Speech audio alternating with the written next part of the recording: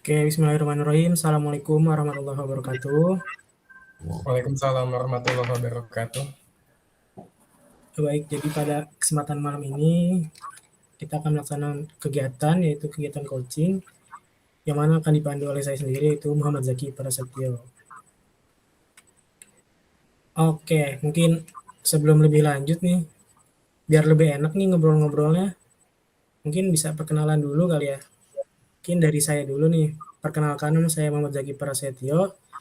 Saya dari kelas manajemen talenta Teknik Industri Universitas Telkom. Ya, silakan mangga Mas Dipo ya. Boleh ya Mas Oh Dipo ya? iya, iya. Baik, Oke, perkenalkan silakan. saya Muhammad Diponegoro Stropawiro. Saya dari Teknik Industri Keprofesian PDE, dan saya hari ini em, sangat senang untuk mengikuti kegiatan coaching ini. Oke. Ini biar enak panggilnya Dipo aja atau apa nih? Bebas boleh sih Dipo. Dipo aja kali ya, biar Ya, enak gitu. Oke. Oke, pertama-tama kira-kira Dipo tahu nggak nih kegiatan coaching itu apa, tahu nggak? Atau pernah dengar nggak coaching itu seperti apa? kalau secara umum saya cuma tahu coaching itu seperti pelatihan. Oke. Berarti belum belum pernah nih melaksanakan kegiatan coaching. Iya, belum pernah.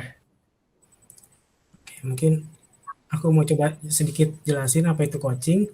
Jadi coaching ini merupakan suatu proses, suatu kegiatan yang mana dapat membantu kita untuk lebih membuka potensi dari diri kita serta dapat memaksimalkan potensi itu sendiri dan juga mampu membantu kita untuk mencapai suatu goal atau tujuan tertentu gitu di bawah. Oke, Baik. mungkin biar lebih rileks lagi nih, mungkin kita dengerin musik dulu kali ini ya, Po ya. Ya, boleh, boleh. Oke,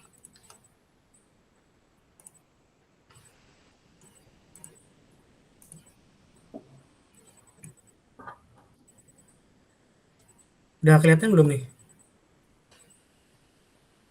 Udah, Oke, ini saya play ya. boleh. Kedengeran nggak? Belum. Bisa Udah. patahkan kakiku, tapi tidak mimpi-mimpiku. Kau bisa lumpuhkan tanganku, tapi tidak mimpi-mimpiku. Kau bisa merebut senyumku, tapi sungguh tak akan lama. Kau bisa merobek hatiku, tapi aku tahu obatnya. Manusia kuat, itu kita. Jiwa yang kuat, itu kita. Manusia kuat, itu kita. Jiwa yang kuat, itu kita. Kau bisa hitamkan putihku, kau takkan gelapkan apapun. Kau bisa runtuhkan jalanku, kan ku temukan jalan yang lain. Manusia kuat, itu kita. Jiwa yang kuat, itu kita. Manusia kuat, itu kita. Jiwa yang kuat, itu kita. Bila bukan kehendaknya,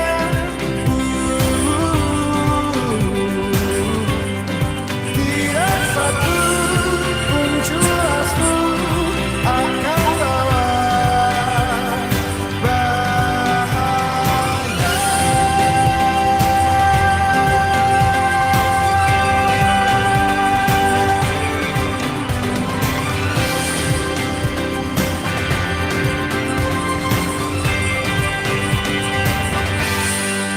Manusia kuat, itu kita. Jiwa yang kuat, itu kita. kita manusia-manusia kuat. Itu kita jiwa-jiwa yang kuat. Itu kita manusia-manusia kuat. Itu kita jiwa-jiwa yang kuat. Itu kita manusia-manusia kuat. Itu kita jiwa-jiwa yang kuat. Itu kita. Kau bisa patahkan kakiku, patah tanganku, rebut senyumku, hitamkan putihnya hatiku, tapi tidak mimpi-mimpiku.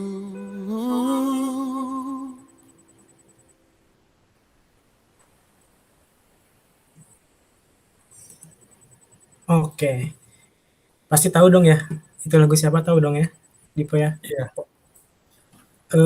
Dari yang Dipo denger nih, kira-kira lagunya itu seperti apa sih? Tentang mengingatkan seseorang untuk tidak pernah menyerah, terus kuat dan tegar menghadapi hidupnya sebagai manapun masalahnya dan rintangan yang dihadapi orang tersebut, mau dari dia sendiri ataupun dari pihak luar. Oke, mungkin dilanjut kali ya sebentar.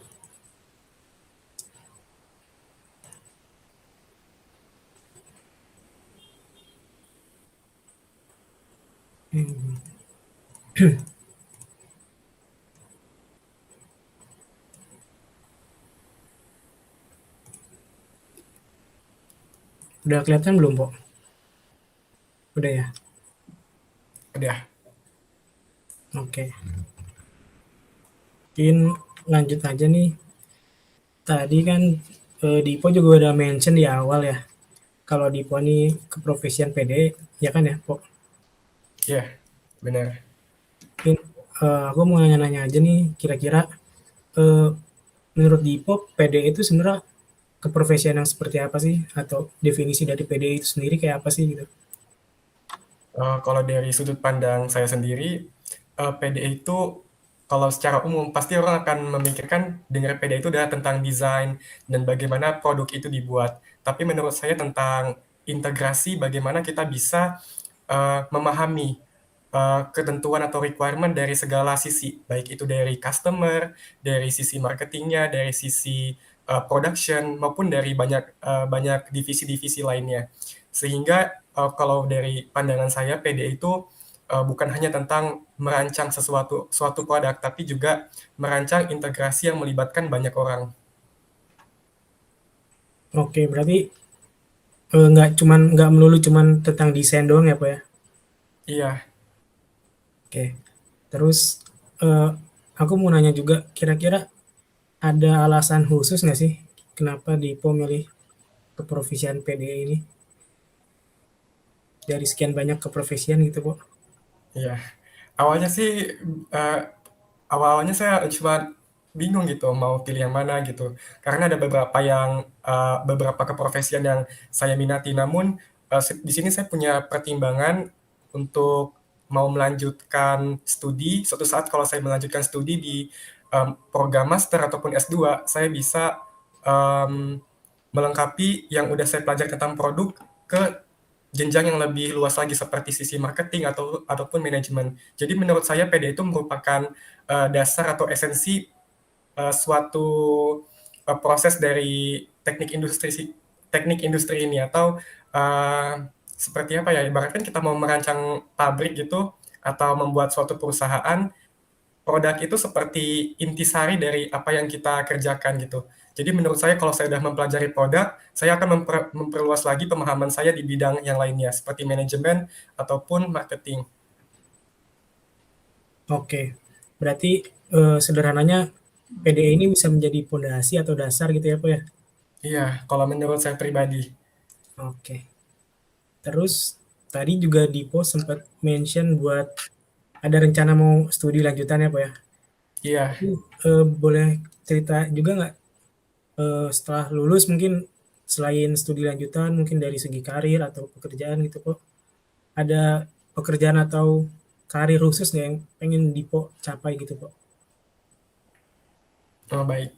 Kalau untuk ke depannya, dari Dipo pribadi itu rencana mau mengambil karir di bidang firma desain.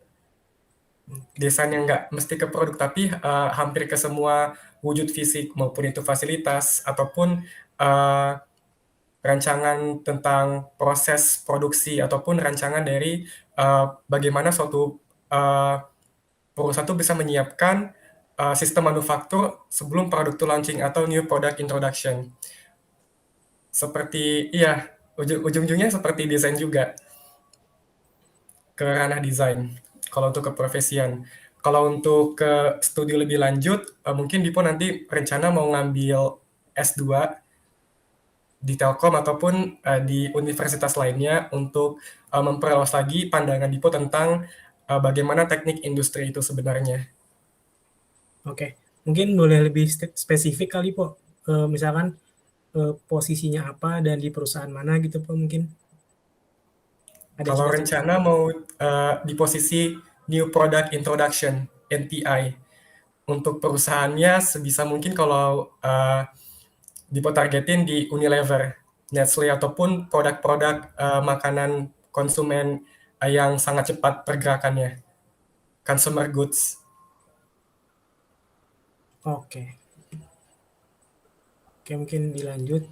Selanjutnya, tadi kan Dipo punya tujuan atau goals khusus ya Po tadi ya Po, buat studi dan juga karir ke depannya Po.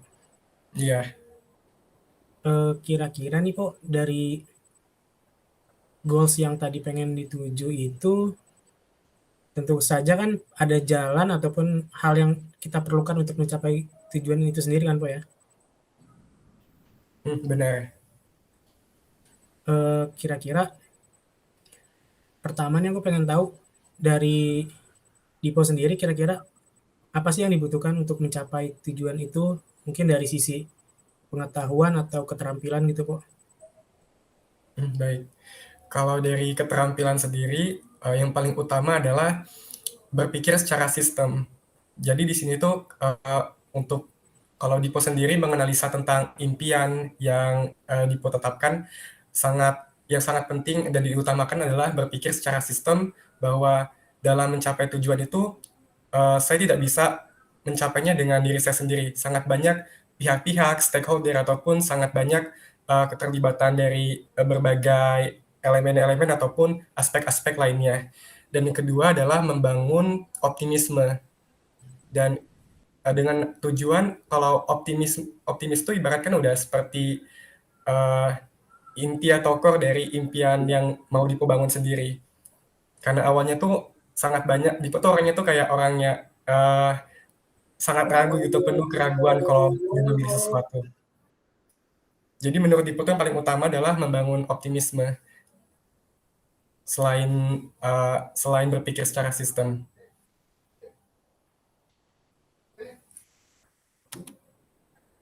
Oke, sebentar Po, azan sebentar ya. Oh iya, boleh. Oke, mohon maaf nih Dipo tadi kepotong azan dulu tadi ya. Iya. Oke, mungkin dilanjut lagi tadi mengenai goals. Tadi mungkin goals yang tadi kita bahas mungkin untuk jangka panjang ya Po ya. Mungkin bisa didapat 3 atau 5 tahun ke depan lah. Di sini aku mau nanya nih, Dipo ada nggak sih goals untuk jangka pendek gitu, misalkan dalam 1 tahun ke depan, atau mungkin beberapa bulan ke depan, atau mungkin bahkan beberapa hari ke depan gitu Po? Ada. Dan kebanyakan untuk goals jangka pendeknya itu tentang di studi perkuliahan. Rencana sih kalau untuk goals ini jangka pendeknya udah bisa menyelesaikan desk evaluation dan juga udah bisa merencanakan rancangan produk apa yang nanti akan saya ambil untuk di sidang skripsi semester depan. Dan itu diperencanain untuk bisa menggapainya selama at least 1 bulan, dalam 1 bulan ini. Oke, berarti rencana terdekat ini mengenai desk evaluation tadi ya Po ya? Iya. Buat sementara proposal itu ya Po? Iya. Oke. Mungkin selanjutnya nih dari gambar yang ada di depan kira-kira apa nih Po yang bisa Dipo ceritakan gitu atau gambar ini gambar apa gitu Po? Seperti jalan tapi banyak tikungannya. Oke. Nah jadi mungkin tadi kan Dipo udah cerita juga tentang goals. Tentu saja kan goals itu kan nggak mudah gitu ya Po didapatnya Po. Iya. Kira-kira untuk meraih goals itu seperti apa dan bagaimana caranya gitu? Mungkin dari yang goals jangka panjang tadi dulu Po mungkin. Oke. Kalau untuk jangka panjang sih lebih mungkin kalau biar lebih logis untuk dicapai yaitu menyusun rencana dan menyusun target waktu kapan karena kan kalau kalau Dipo sendiri mikir goals besar itu terdiri dari beberapa goals kecil. Nah, jadi dari goals besar itu uh, Dipo tuh udah mau rencanain bagaimana goals-goals kecil itu bisa tercapai dalam jangka waktu yang Dipo rencanain sesuai sehingga goals yang besar tadi itu bisa tercapai secara penuh atau secara utuh. Dan yang selanjutnya um, adalah persiapan dari segi mental dan finansial untuk mencapai kebutuhan-kebutuhan yang mungkin dihadapin untuk mencapai goals itu sendiri. Oke. Terus eh, aku juga mau nanya nih, kira-kira ada harapan atau keinginan nggak dalam bentuk dukungan dari pihak luar gitu, Po? Atau mungkin support system seperti apa sih yang dibutuhkan gitu untuk mencapai goals dan juga cita-cita Dipo gitu, Po? Oke. Kalau mungkin dari pihak luar, teman-teman yang mendukung gitu, lingkungan keluarga yang kondusif, yang apa tuh yang suportif gitu terhadap apa yang mau ditetapkan untuk kedepannya nanti dan juga untuk tidak memaksakan untuk pilihan apa yang harusnya diambil gitu. Intinya seperti mendukung apa yang udah benar-benar ditetapkan dan juga ibaratkan kalau zaman sekarang itu kan banyak kayak istilah-istilah teman-teman toksik gitu. Mungkin itu sih yang mau dihindarin. Jadi lebih cari ke circle yang lebih suportif gitu terhadap impian Dipo sendiri. Oke. Terus juga tadi sebelumnya Dipo udah sempat bilang buat men-set kira-kira tujuan ini kapan dan seperti apa gitu ya, Po. Mungkin udah ada gambaran atau rencana gitu, Po, kapannya gitu, Po. Kalau untuk gambaran pastinya gitu, rencana tertulisnya sih masih belum ada. Tapi kalau untuk gambaran secara konseptualnya sendiri di dalam pikiran Dipo sih masih udah kebayang gitu. Untuk pencapaian goal itu at least untuk goal kecil yang tadi Dipo sebutkan adalah 1 bulan ke depan. Tapi kalau untuk goals besar ini dalam kurun waktu mungkin seperti 1 tahun atau setengah tahun itu udah bisa mencapai. Oke, kalau untuk yang jangka panjang, Po, kira-kira kira-kira aja nih berapa tahun ke depan aku bakal kerja di Unilever gitu, Po. Apakah udah ada target atau seperti apa gitu, Po? Kalau target mungkin 1 tahun deh.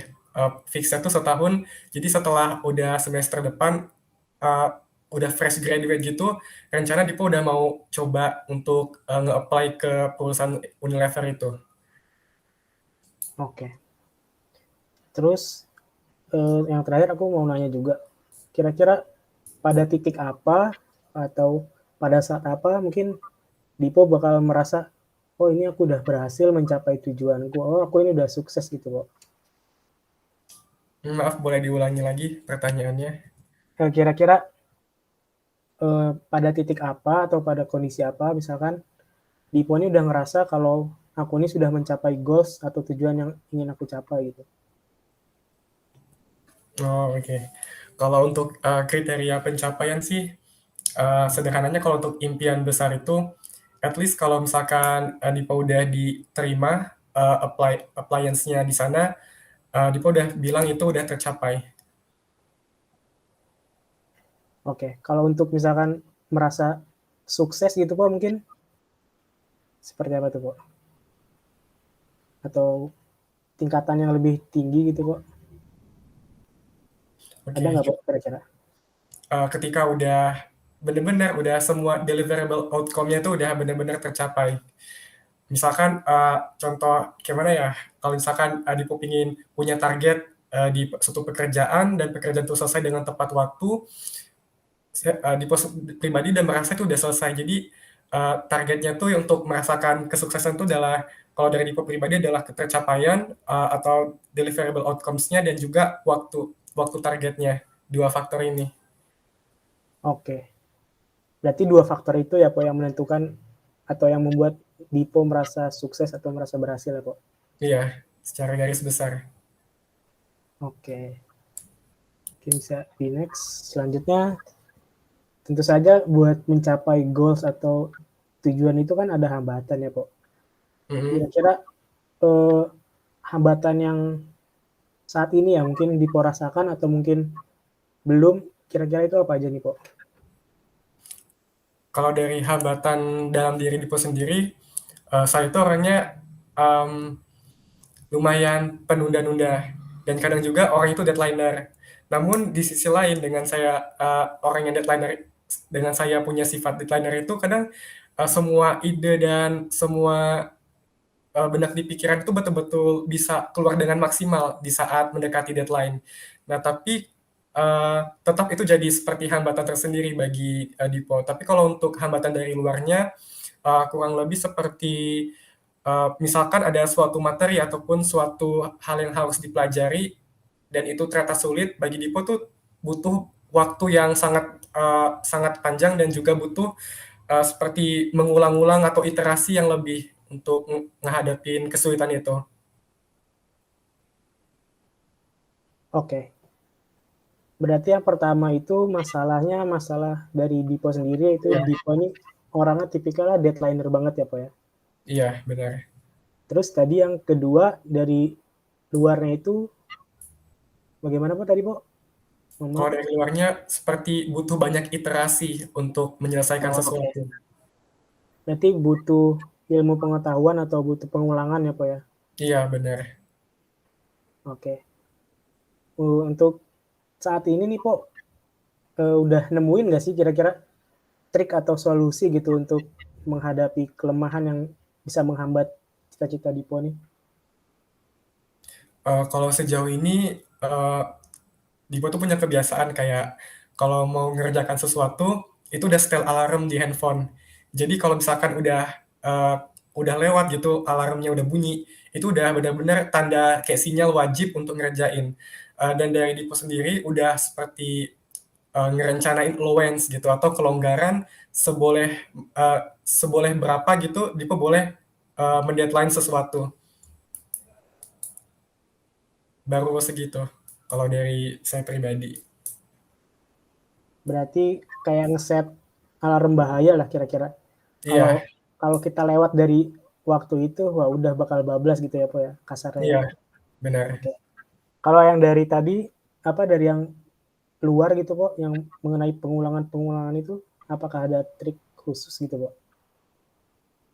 Mungkin kalau untuk menghadapi kesulitan seperti itu, saya akan mencari orang-orang yang sekiranya tuh paham atau expert di bidang yang saya mengalami kesulitan tersebut. Seperti mencari bimbingan dari orang lain. Oke, berarti lebih kayak konsultasi atau butuh teman ngobrol gitu ya, Pak, buat diskusi ya? Iya, benar. Oke. Oke, mungkin cukup sekian nih, Pak, untuk sesi coaching kali ini, Pak. Ada kesan pesan nggak, Pak, mengenai coaching ini, Pak? Kalau pesan-kesan sih nggak ada, tapi Dipo udah makasih banget diundang ke coachingnya Zaki hari ini. Iya, Pak. Aku juga mau terima kasih buat Dipo udah menyempatkan waktunya nih, Pak. Iya. Oke, mungkin ini ada sedikit quotes dari Walt Disney, Pak. Semua mimpi kita ini dapat terwujud jika kita berani untuk mewujudkannya. Oke, mungkin cukup sekian coaching pada malam hari ini. Mungkin Semoga apa yang Dipo cita-citakan dapat terwujud dan dapat Amin. terlaksana. Mungkin kurang lebihnya saya mohon maaf, kurang lebihnya mohon maaf. Assalamualaikum warahmatullahi wabarakatuh. Waalaikumsalam warahmatullahi wabarakatuh.